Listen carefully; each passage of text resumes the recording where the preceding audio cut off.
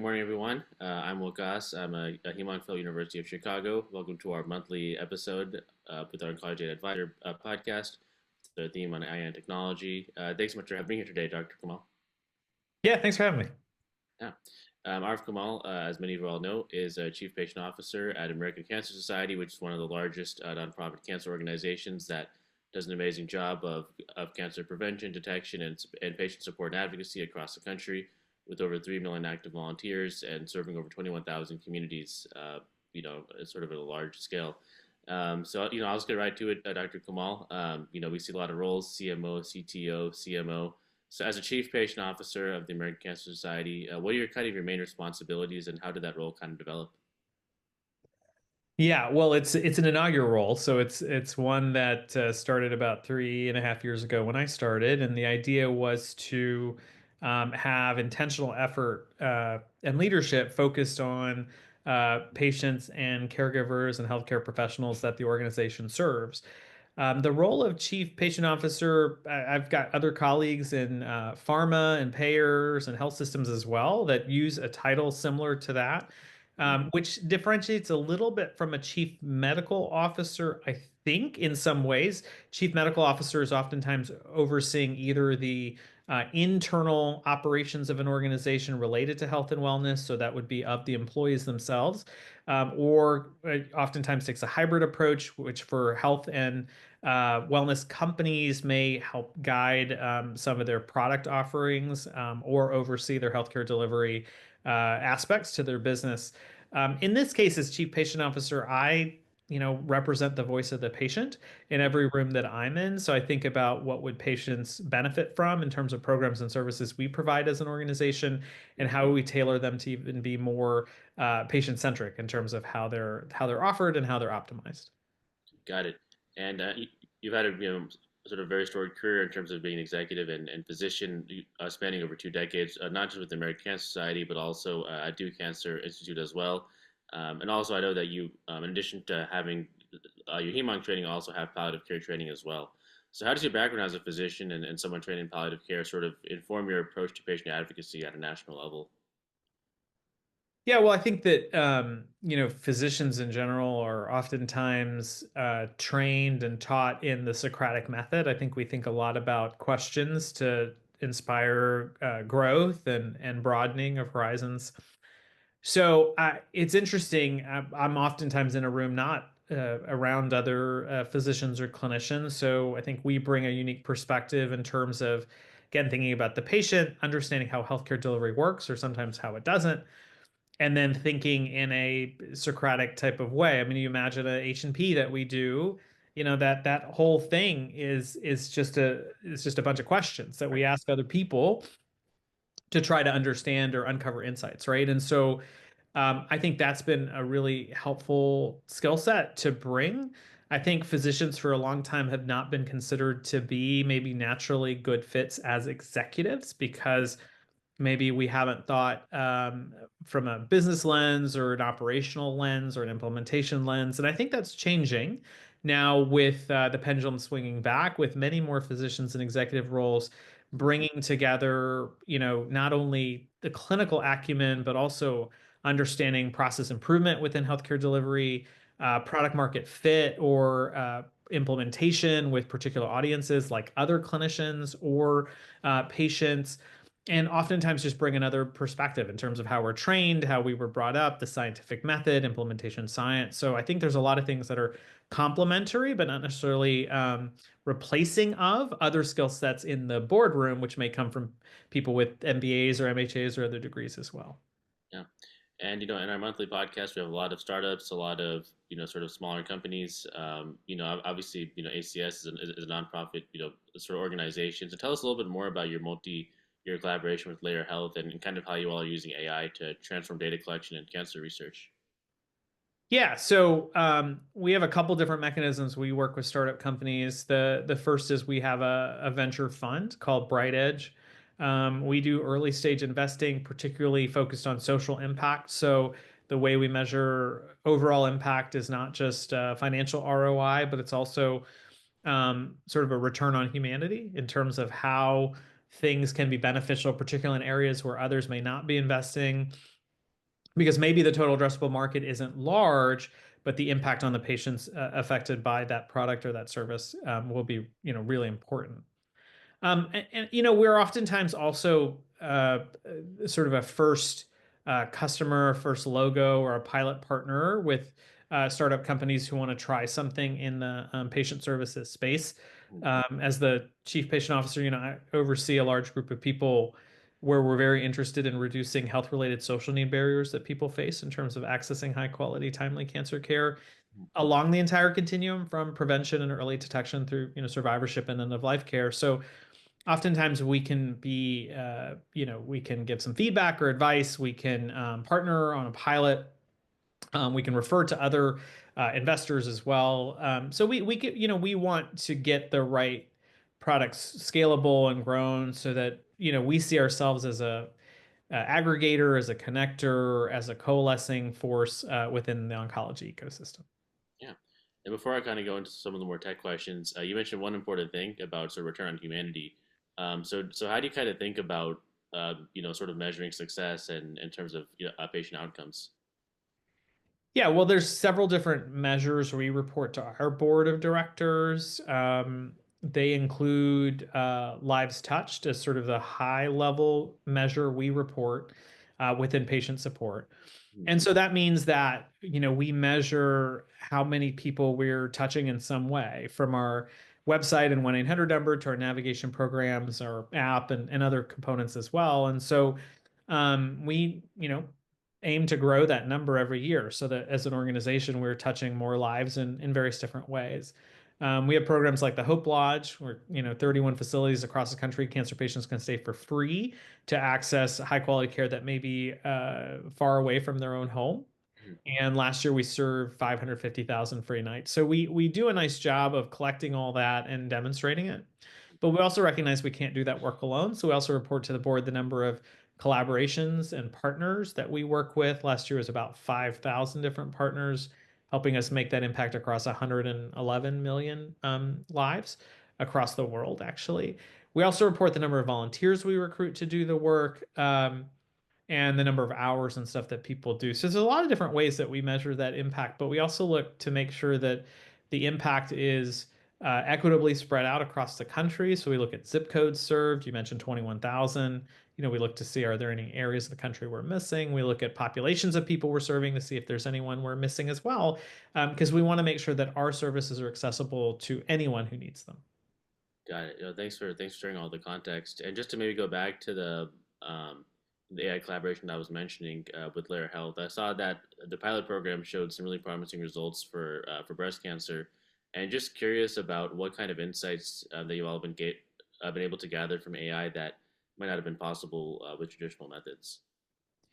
Yeah, so we're using AI in a lot of different ways. I mean, first, we run some of the largest cohort studies in the country, following people at risk for cancer over decades at a time. And so, we're always looking for insights in there.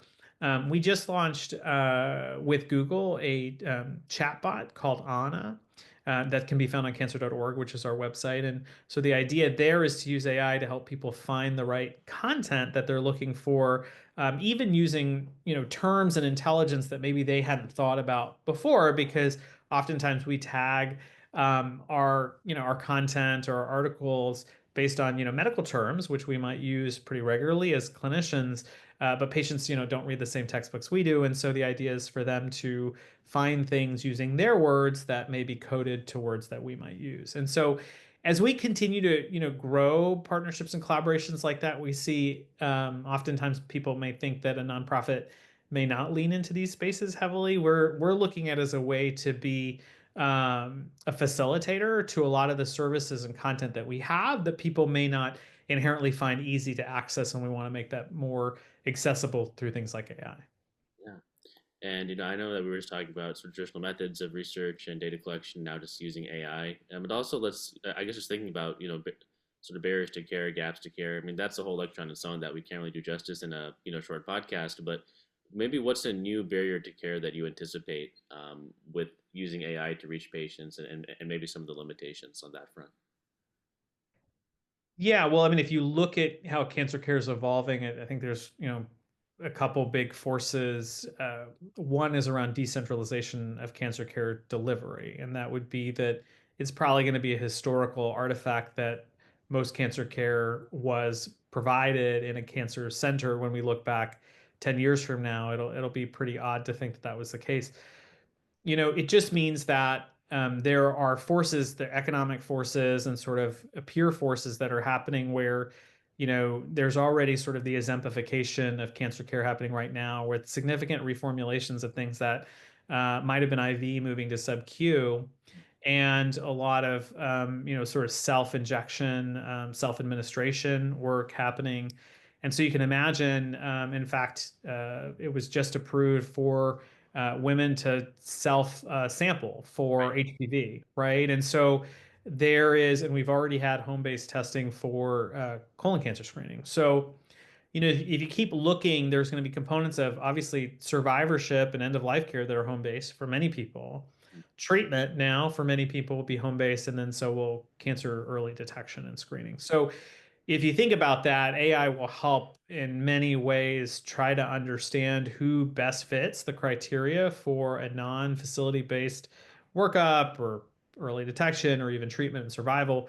But also then for the remote patient monitoring component of it so that everyone feels comfortable with the idea that someone's in their home getting an infusion, let's say, might be a lot of predictor work and continuous ecological momentary assessment work that is making sure that everyone feels comfortable about what's happening. So a person is safe, and so clinicians feel safe about who is getting decentralized cancer care. I think the other thing that maybe not a lot of people are talking about now, but should be recognized too, is really the importance of social connection or the feeling of connectedness to a person who's going through a cancer care journey.